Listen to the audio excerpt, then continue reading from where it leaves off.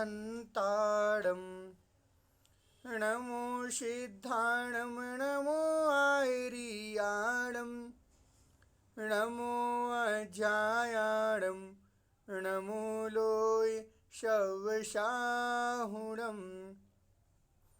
तीन भुवन में सार बीतराग विज्ञानता शिव स्वरूप शिवकार नमः त्रियोग संहारिके। बोले विश्ववंदनीय पंच परमेष्टि भगवान की जय। द्वादश संगमयी जिनवाणी माता की जय। संत श्रोमणी आचार्य भगवान गुरुदेव विद्यासागर जी महाराज की जय। पूज्य गुरुवर मुनिपुंग स्वामी सुधासागर जी महाराज की जय। हमने कल की कक्षा में 2 छंद पढ़े हुए थे, जिसमें सर्वप्रथम मंगलाचरण पढ़ा हुआ था कि मंगलाचरण में क्या कहा है पंडित दौलतराम जी ने एवं किसको नमस्कार करते हुए क्या कह रहे हैं। तो मंगलाचरण में हमने पढ़ा था कि पंडित दौलतराम जी अरहंत परमेष्टि और ऐसे अरहंत परमेष्टि जो 3 गुणों से सहित हैं। कौन से 3 गुण थे? बीतरागी, सर्वज्ञ और हितोपदेशी।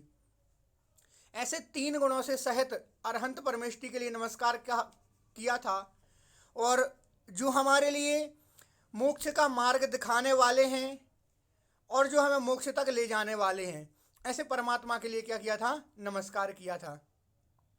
उसके बाद क्या कहा था कि इस संसार में कितने जीव हैं? अनंत जीव हैं। तीनों लोकों में अनंत जीव हैं। बट सुख तो चाहते हैं, सुख तो सभी के लिए चाहना, हमें भी सुख चाहिए, लेकिन क्या होता है? दुख से घबराते हैं। तो इस प्रकार से दोनों स्थिति कही थी। तो आइए आगे की कक्षा में बढ़ते हैं। उसके पूर्व थोड़ा सा पहले परीक्षण कि आप लोगों ने तैयार कल का जो पढ़ा हुआ है उसकी तैयारी की या फिर नहीं की। तो आइए जिन्होंने भी तैयारी की है, मतलब कल का किया हुआ अध्ययन किया है, वो अपने हैंड रेस करे जिससे मैं आपसे पूछ सकूं। भाविका कासलीवाल।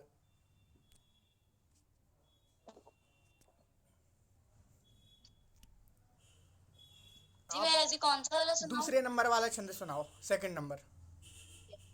जे त्रिभुवन में जीवन सुख साथे दुख ते भयवन ताते दुख हारी सुखकार कहे सीख गुरु करुणाधार।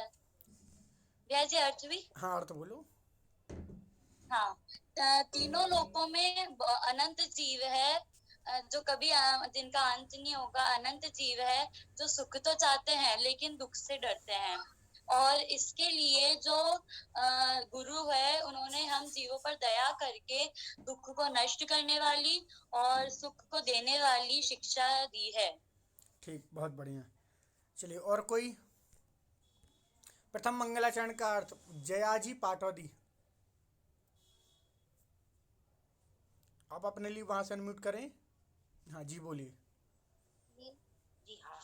3 भुवन में सार बीतराग विज्ञानता शिव स्वरूप शिवकार नमो योग संभारिके। अर्थ बोलो। तीनों लोकों में राग से रहित एवं केवल ज्ञान की प्राप्ति हो गई हो, जो मोक्ष का मार्ग बताने वाले ऐसे वीतरागी सर्वज्ञ हितोपदेशी उन अनंत परमेष्टि को मैं नमस्कार करता हूँ। तीनों मन वचन और काय योग से संभल कर नमस्कार करता हूँ। बहुत बढ़िया।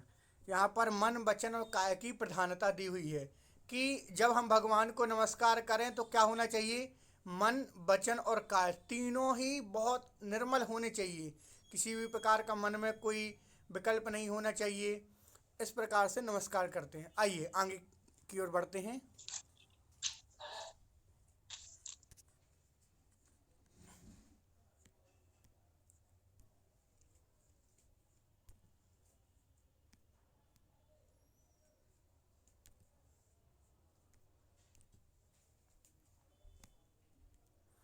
हमने कल इस प्रकार से 2 छंद पढ़े हुए थे।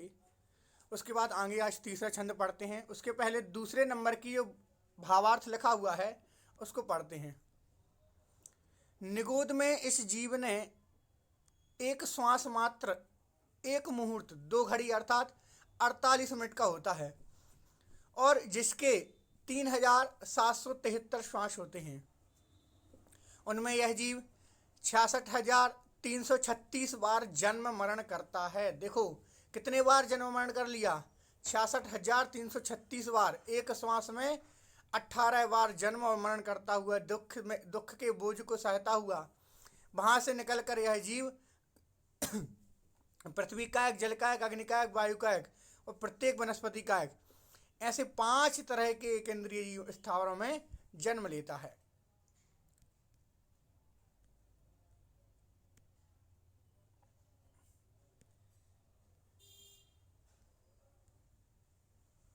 चलिए यहाँ से स्टार्ट करते हैं।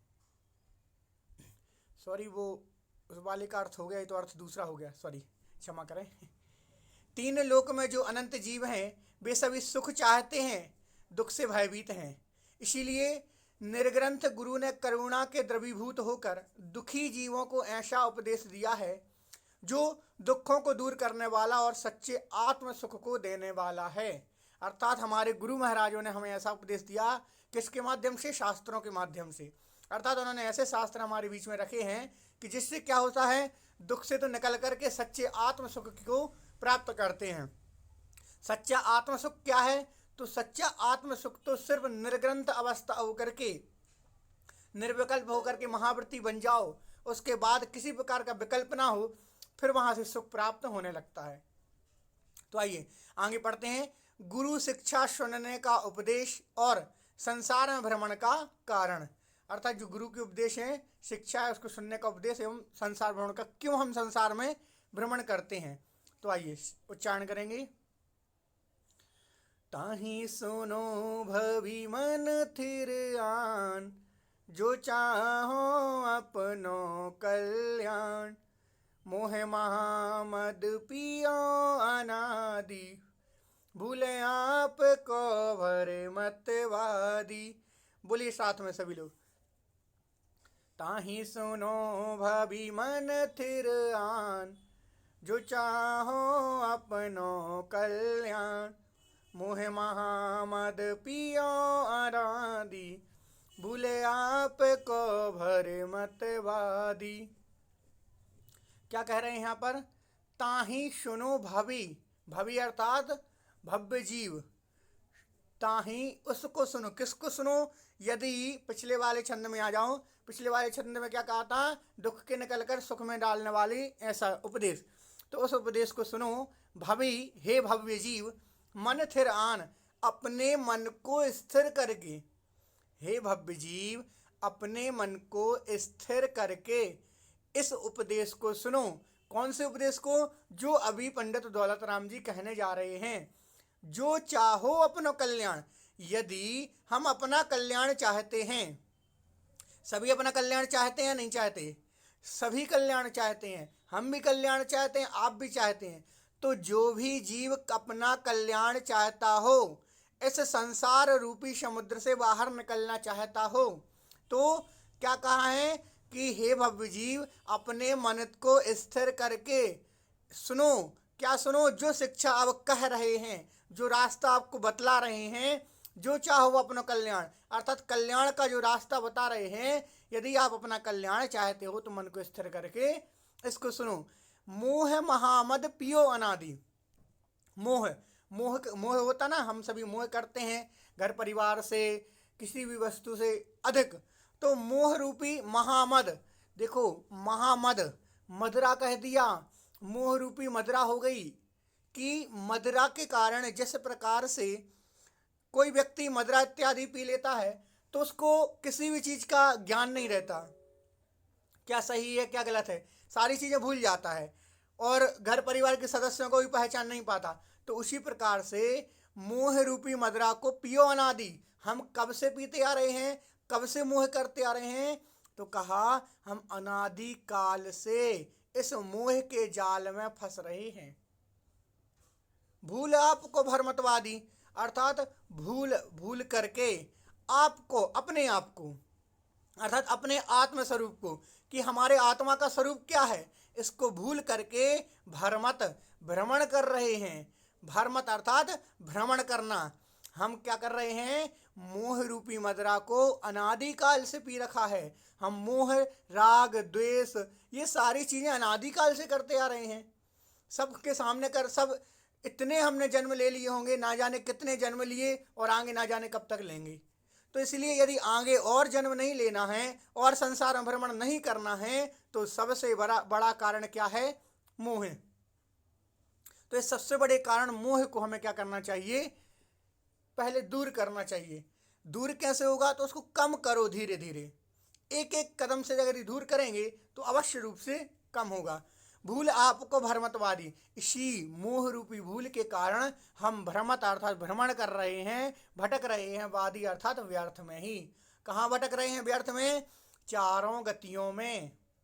आज मनुष्य गति में है, कल त्रियंच में होंगे, त्रियंच में थे, नरक में पहुंचेंगे, देव में पहुंचेंगे, स्थावर बनेंगे। ना जाने कितने बार हमने, एक बार नहीं, ना जाने कितने बार हमने चारों गतियों में, चारों गतियों के दुखों को भोगा है, इसकी गिनती नहीं है। हम सोचते होंगे कि यदि देव बन गए तो एक बार नरक में पहुंच गए, देव में पहुंच गए तो 33 सागर तक निकल गया वहां पर एक बार हमारा। तो कई बार ऐसे बार जन्म ले लिया हमने। तो चारों गतियों में ना जाने कितने बार, कोई गिनती नहीं है हमारी। फिर भी यदि हम अभी नहीं सचेते कि अब तो हमें अपना उद्धार करने दो, हम कैसे करें अपना उद्धार। हमें अपना उद्धार तो करना चाहिए कि इस संसार में जब हम भटक रहे हैं तो उसका कारण क्या है। उसका कारण मुख्य रूप से मोह कहा है कि यदि हमारा मोह प्रबल है तो हमारे लिए कर्मबंध अधिक हो जाता है। तो कर्मबंध हुआ तो हम निश्चित रूप से भटकते रहते हैं फिर। तो इसीलिए इस संसार से यदि हम सभी निकलना चाहते हैं तो यहाँ पर पंडित दौलत राम जी पहले आपको शिक्षा दे रहे हैं, कि कह रहे हैं कि अपने मन को स्थिर कर लो, और यदि अपना कल्याण चाहते हो तो मैं मार्ग बता रहा हूँ। पंडित दौलत राम जी मार्ग बता रहे हैं कि इस मार्ग पर चलो, ऐसा ऐसा कार्य करो, तो आप जाकर के इस संसार से निकल सकते हो और अपना कल्याण कर सकते हैं। तो क्या कहा भावार्थ, अर्थ में देखते हैं। हे भव्य जीव, यदि हम अपना कल्याण या अपनी भलाई चाहते हैं तो गुरु का उपदेश मन को एकाग्र करके सुनो। अर्थात ये सारा गुरु का उपदेश है। देखो पंडित दौलत राम जी ये भी नहीं कह रहे कि मैं उपदेश दे रहा हूँ, नहीं, वो कह रहे हैं ये तो सारा गुरुओं ने कहा है, वो मैं आपको बतला रहा हूँ। तो एकाग्र करके सुनो। अनादिकाल से यह संसारी जीव मोह रूपी मदिरा को पी रहा है और अपने आत्म स्वरूप को भूलकर व्यर्थ ही भटक रहा है। देखो कैसे व्यर्थ भटक रहे हैं। इसी संसार में चारों गतियों को लेकर के, चारों गतियों में बार बार भ्रमण करके, दुखों को सहन करके, घर परिवार से राग द्वेष करके, संसार से राग द्वेष करके, इस प्रकार से हम भटक रहे हैं। यदि हम यह सोच लें, कम से कम यदि अब तो समय हमारा इतना निकल गया, गृहस्थी का समय भी निकल गया, तो कम से कम इतना तो हमें सचेत हो जाना चाहिए कि एक एक कदम हम आगे बढ़ाएं। कैसे आगे बढ़ेगा एक एक कदम? ऐसे आगे बढ़ेगा कि हम तो धीरे धीरे पहले व्रतों को अधिक करें। हमारे जीवन में नियम से एक ना कोई नियम होता ही है। आप सभी के जीवन में भी एक ना कोई नियम अवश्य होगा और है, लेकिन एक के अंदर थोड़ी ना रुकना है। आज एक है तो एक पर नहीं रुकना है हमें, आज दूसरा भी बढ़ाना है, तीसरा भी बढ़ाएंगे। जैसे जैसे हम अपने स्वरूप को समझते जाएंगे, नियम व्रत पालन अधिक करते जाएंगे, तो धीरे धीरे करके हमारा मोह भी क्या हो जाएगा, कम होता जाएगा। और नियम से कम होता है। आज देखो हमारे गुरु महाराज कितने बड़े बड़े, आचार्य विद्यासागर जी हो गए, प्रमाण सागर जी, सुधा सागर जी, ऐसे अनेक महाराज, कितने साधु संत हैं। वो क्या घर से दूर हुए ना? तो क्यों हुए? उन्हें अपने आत्म स्वरूप का अर्थात अपने आप का ज्ञान हो गया कि मेरा स्वरूप ये नहीं है कि मुझे संसार में अब रहना है। उनको ये ज्ञान हो गया कि मुझे तो, मेरा स्वरूप तो वो है कि मुझे तो मोक्ष जाना है, मोक्ष में जाकर के रहना है, सिद्ध भगवान बनना है। तो उनकी ऐसी भावना है, इसलिए वो यहाँ पर अब क्या लग गए हैं, उस मोक्ष मार्ग में लग गए हैं, महाव्रती हो गए हैं। तो हम महाव्रती अभी नहीं हो पा रहे, तो कम से कम एक सच्चे श्रावक, जो श्रावक के गुण हैं उनको तो धारण करें, और उसके बाद क्या करें, धीरे धीरे अनुव्रतों को भी धारण करें। कोई बड़ी बात नहीं है, धीरे धीरे कोशिश करेंगे, अवश्य होगा। तो ऐसे इसको हमें क्या करना चाहिए, धारण करना चाहिए। ठीक, आया समझ में सभी के लिए? चलिए, सभी के लिए समझ में आया? यदि किसी को कुछ समझ में ना आया हो या फिर जिज्ञासा हो किसी की कुछ, तो हैंड रेस करे, आपको समाधान करेंगे। किसी की कोई जिज्ञासा नहीं, सभी को समझ में आ गया। चलिए, भाभी का हैंड रेस करें आप। प्रेम जी मुंबई से। भैया जी वो वापस से समझा दीजिए, वापस समझ में नहीं आया, क्योंकि वो कुछ लोग जुड़ना चाह रहे हैं, वो जुड़ नहीं रहे, तो आप पासवर्ड उनको वापस डाल दीजिए, थोड़ा आईडी और पासवर्ड। आईडी पासवर्ड ग्रुप में भेजा हुआ था, और ग्रुप के उसमें भी लगा हुआ है, जो ग्रुप की डीपी लगी हुई है उसमें भी लिखा हुआ है। गलत बता रहे हैं वो लोग, एक दो जने उनके मेरे को बार बार मैसेज आ रहे हैं, जुड़ नहीं रहे हैं। एक बार मैं मैसेज कर रहा हूँ आपको, एक बार सभी नोट कर लें।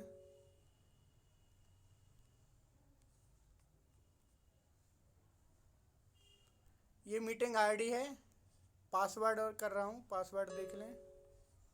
778365102102। चलिए, और किसी की कोई जिज्ञासा है क्या? चलिए, नहीं, आगे बढ़ते हैं। आइए, अच्छे से समझ में आ गया? देखिए, नहीं समझ में आया। नहीं आया समझ में? नहीं अभी जुड़े हैं क्या आप? नहीं जुड़ गई थी, लेकिन वो पासवर्ड बताने में मैं उधर निकल गई बाहर, तो मेरा गड़बड़ हो गया सब। चलिए, पुनः सुन लें, कोई बात नहीं, 2 मिनट में हाँ। सुन लीजिए। हाँ हाँ भैया जी। जी सुने, क्या कहा, ताही सुनो भवि मन थिर आन, जो चाहो अपनो कल्याण।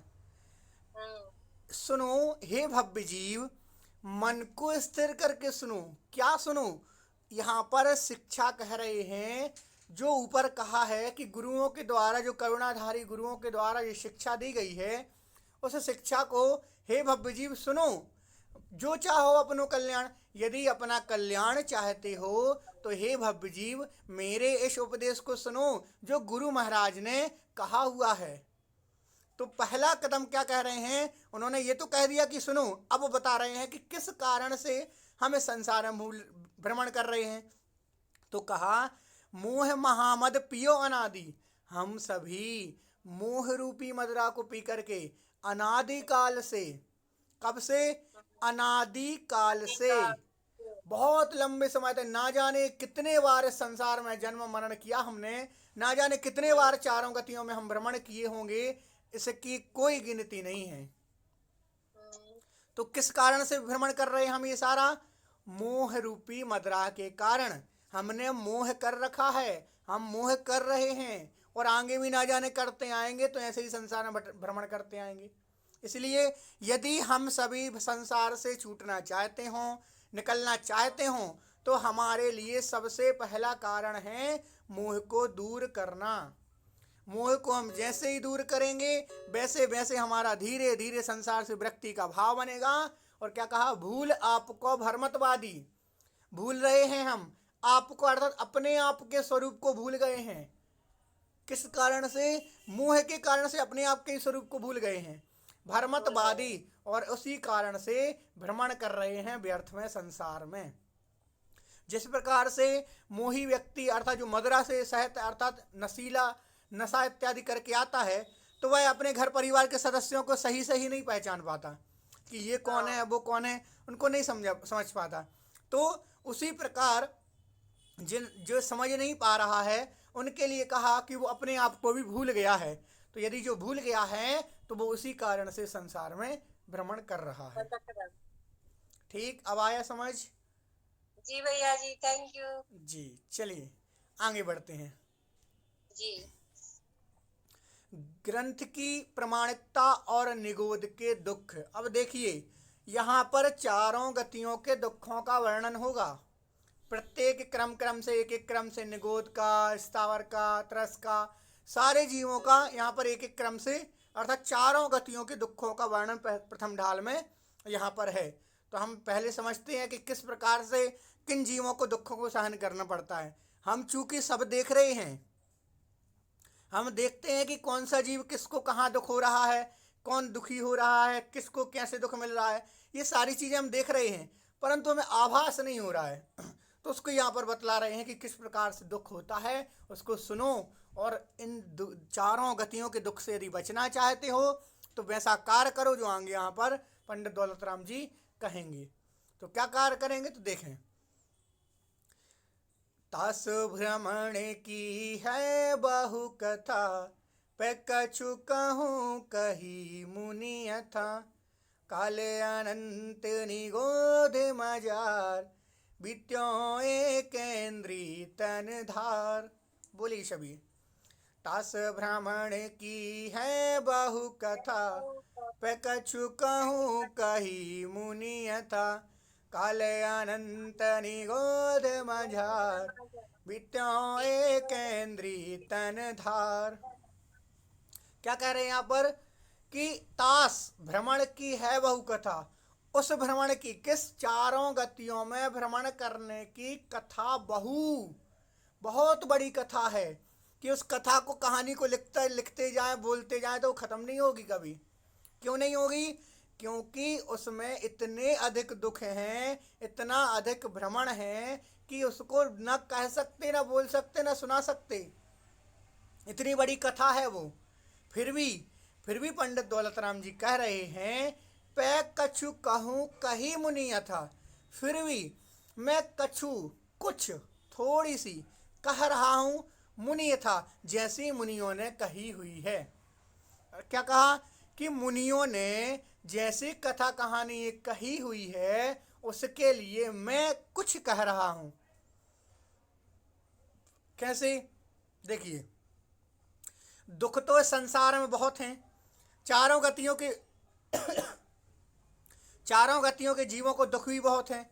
उसमें से दुख कुछ किसी ने बताए, किसी ने कुछ और बताए, यहाँ से चल करके गुरुओं ने और बताए कुछ, ऐसे जिन्होंने जितने जितने बताए, तो उसी में से क्या कर रहे हैं पंडित दौलत राम जी कि उसमें से मैं भी आपको कुछ, इतने सारे में से कुछ आपको बतलाना चाह रहा हूँ कि किस प्रकार से इस संसार में दुख हैं। तो क्या कहा? काल अनंत निगोध मजार, काल अनंत, अनंत काल तक निगोध मझार, निगोध में बिताए हैं, निगोध में रहे हैं, बीत्यों एक इंद्रिय तनधार, और वहां पर रहकर सिर्फ एक इंद्रिय का शरीर धारण करके रहे हैं। अब सोच लो, जिसकी सिर्फ स्पर्शन इंद्रिय हो, क्या सिर्फ और सिर्फ स्पर्शन इंद्रिय, ना वो खा सकता है, ना सूंघ सकता है, ना देख सकता है, ना सुन सकता है, सिर्फ और सिर्फ महसूस कर सकता है।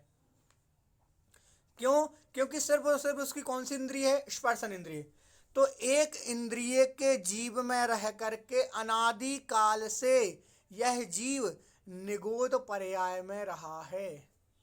हम भी निगोध में रहे होंगे और ना जाने कितने कितने समय तक हमारा पुण्य उदय आया होगा और हम जाकर के निगोध से बाहर निकले होंगे। अब देखो कितने भयंकर दुख होते हैं इस निगोध पर्याय में। क्या? तास भ्रमण, पुनः देखें अर्थ एक बार, तास भ्रमण की है बहु कथा, पे कछु कहूँ कही मुनि यथा। तास अर्थ उस भ्रमण की, भ्रमण करने की बहुत बड़ी कथा है, कथा बहुत बड़ी है, फिर भी मैं गुरुओं के द्वारा कही हुई कथा में से कुछ कह रहा हूँ। कौन कह रहा है? पंडित दौलत राम जी। अब उन्होंने वर्णन प्रारंभ किया। वर्णन प्रारंभ कहाँ से किया? उन्होंने कहा कि मैं निगोध पर्याय से वर्णन प्रारंभ करता हूँ। तो निगोध में क्या कह रहे हैं कि जो निगोदिया जीव होता है वह कहाँ और कितने समय तक कैसा रहा? तो काल, समय, अनंत, अनंत समय, अनंत काल तक निगोध पर्याय में एक इंद्रिय का शरीर धारण करके, तन अर्थात शरीर को धारण करके यह जीव रहा होगा। एक इंद्रिय का जीव धारण, एक इंद्रिय का शरीर धारण किया। किसने किया? एक इंद्रिय का शरीर धारण किया निगोध पर्याय में। निगोद पर्याय क्या होती है? जहाँ पर वो अति सूक्ष्म जीव होते हैं, अति सूक्ष्म, जो हमें देखने में नहीं आते, हम उनको कितना ही प्रयत्न करें लेकिन देख नहीं सकते, और इतने इतने सूक्ष्म होते हैं, ये तीनों लोकों में ठसाठस भरे हुए हैं। हम यहाँ बैठे हुए हैं तो यहाँ भी ना जाने कितने निगोदिया जीव होंगे। हमारे आजू बाजू हमने हाथ हिलाया, कितने निगोदिया जीवों की हिंसा हो गई। हमने बोला, कितने निगोदिया जीवों की हिंसा हुई। तो ये सारे के सारे निगोदिया जीव इतने प्रति समय कितने बार ना जाने कितने बार मरते रहते हैं, उनकी गिनती भी नहीं है। तो यहाँ पर निगोद का वर्णन इस प्रकार से है।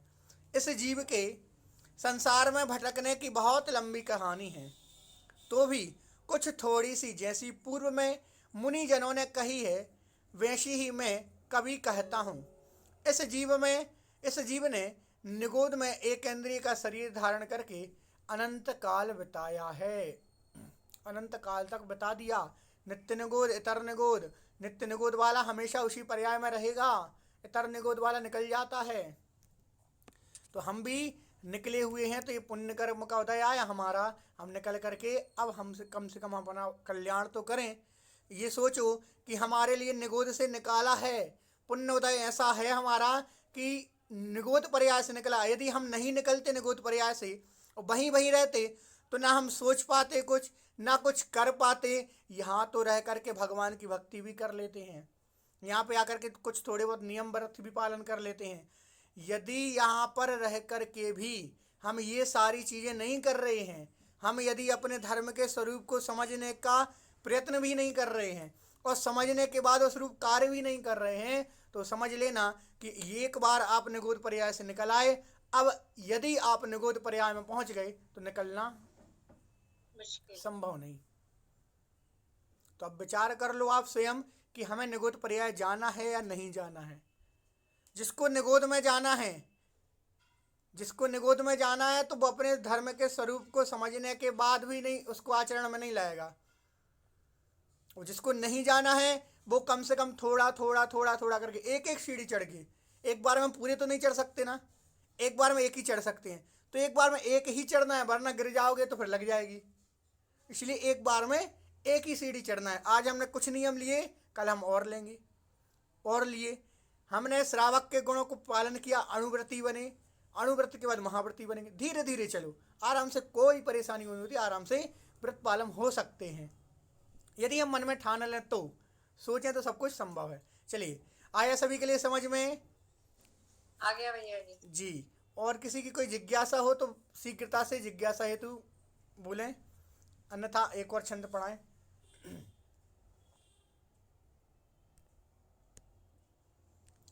चलिए, आपको अनम्यूट कर दिया गया है, बोलिए आप नैना जी।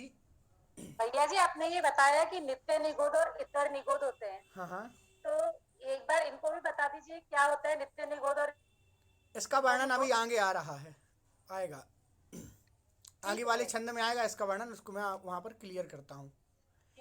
और किसी की कोई जिज्ञासा है क्या? शीघ्रता करेंगे। चलिए, किसी की कोई जिज्ञासा नहीं, आगे बढ़ते हैं।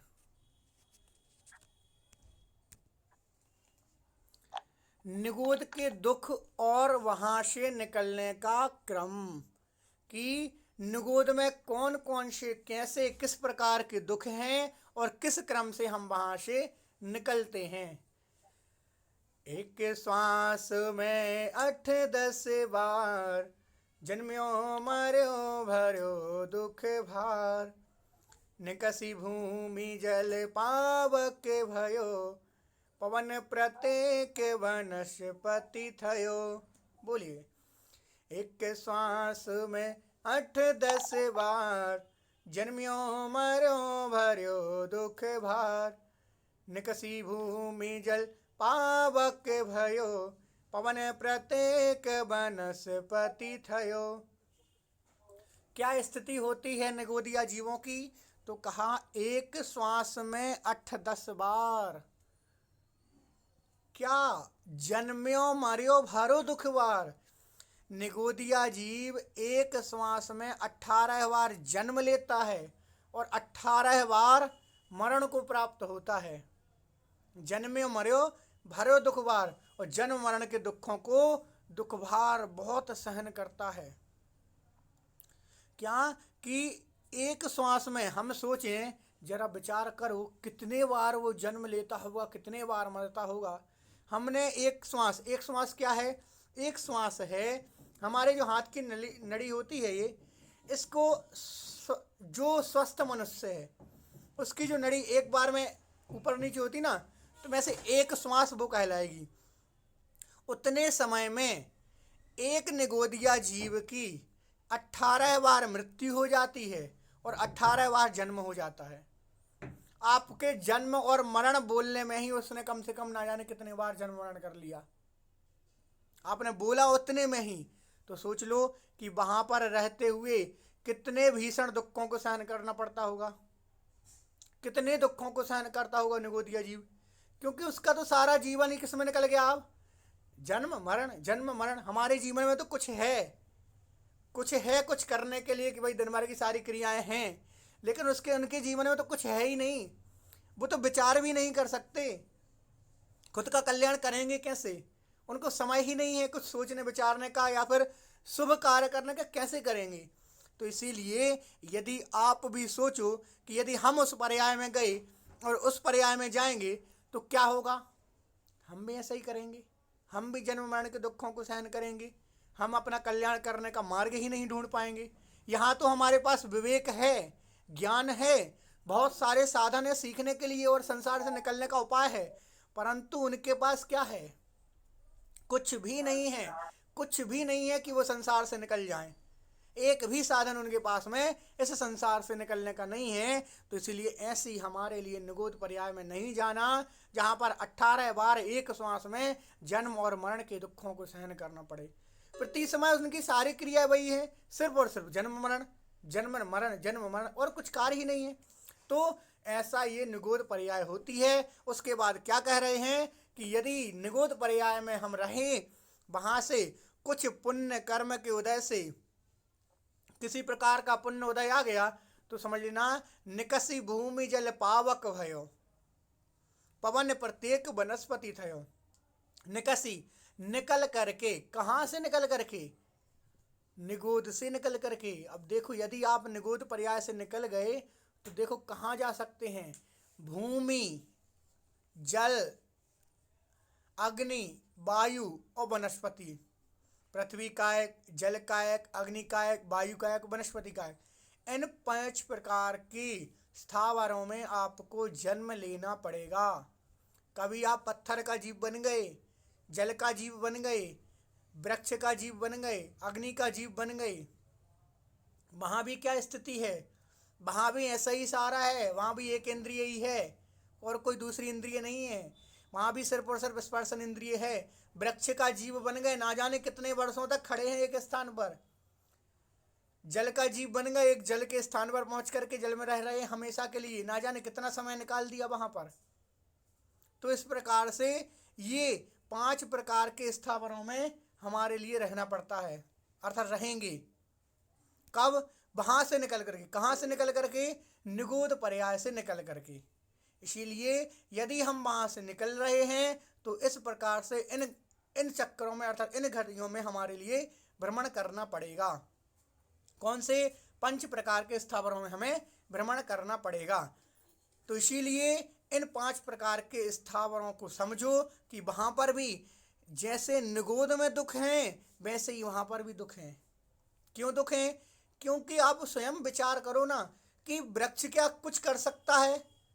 नहीं कर सकता। उसको सर्दी गर्मी के दुख तो सहन करने पड़ेंगे, वो तो खड़ा है एक स्थान पर। जल का एक जीव है, उसकी मृत्यु हो रही है, कोई ने बिना छना पानी यूज किया, उसको क्या हो गई? उसकी मृत्यु हुई ना। इस प्रकार से ऐसे चाहे निगोद पर्याय के जीव हों चाहे स्थावर जीव हों, ये सारे के सारे जीवों को दुख तो सहन करने ही पड़ते हैं। आइए इसका भावार्थ समझते हैं।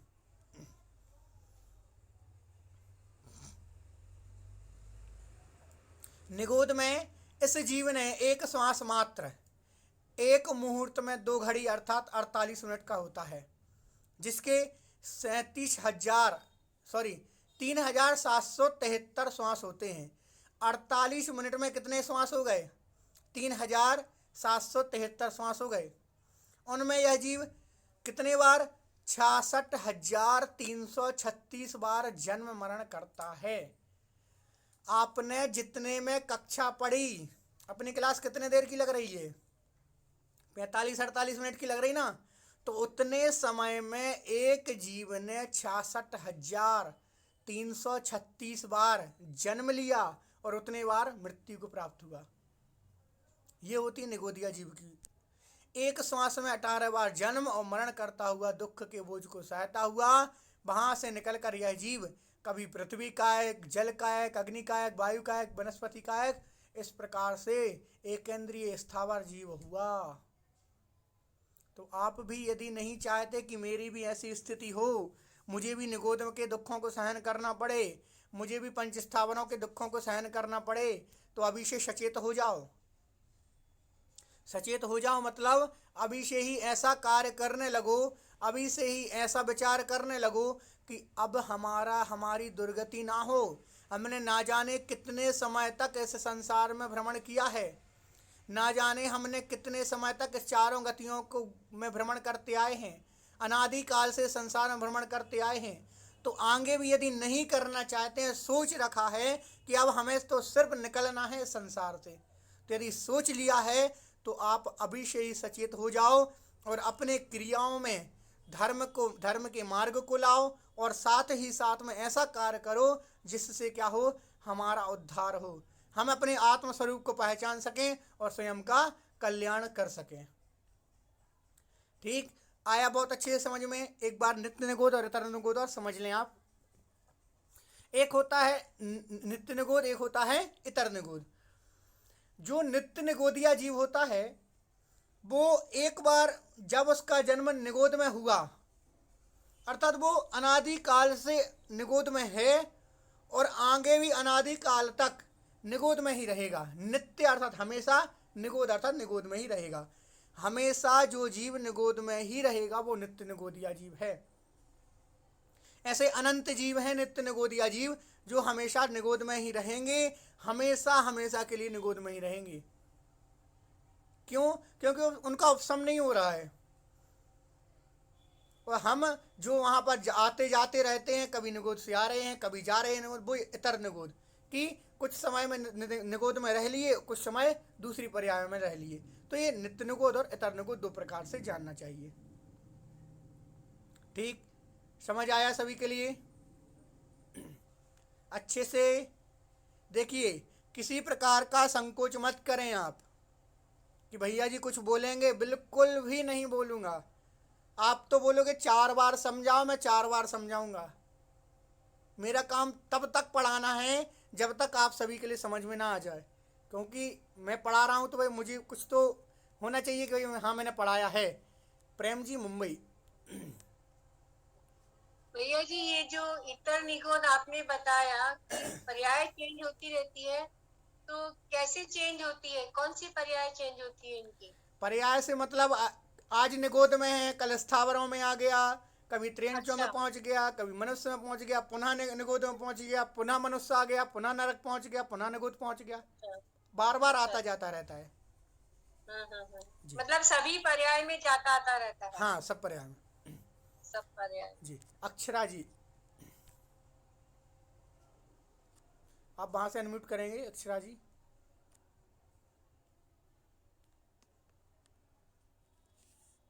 अरुणा जी आप बोले। भैया जी, जय जिनेन्द्र जी बोलिए। भैया जी, वनस्पति काई में 2 भेद होते हैं। प्रत्येक वनस्पति काई को इसमें दे रखा है, और साधारण वनस्पति काई में क्या आएगा भैया जी? ये देखिए, इन सारी चीज़ों के भेद होते हैं कि वनस्पति कायक के भेद, साधारण वनस्पति, प्रत्येक वनस्पति।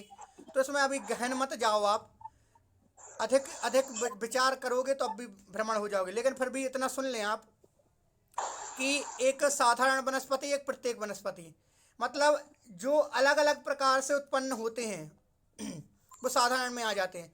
प्रत्येक मतलब जिसका एक ही जीव हो, एक ही शरीर हो, वो प्रत्येक वनस्पति होता है। ठीक है भैया। चलिए अक्षरा जी आप बोलेंगे।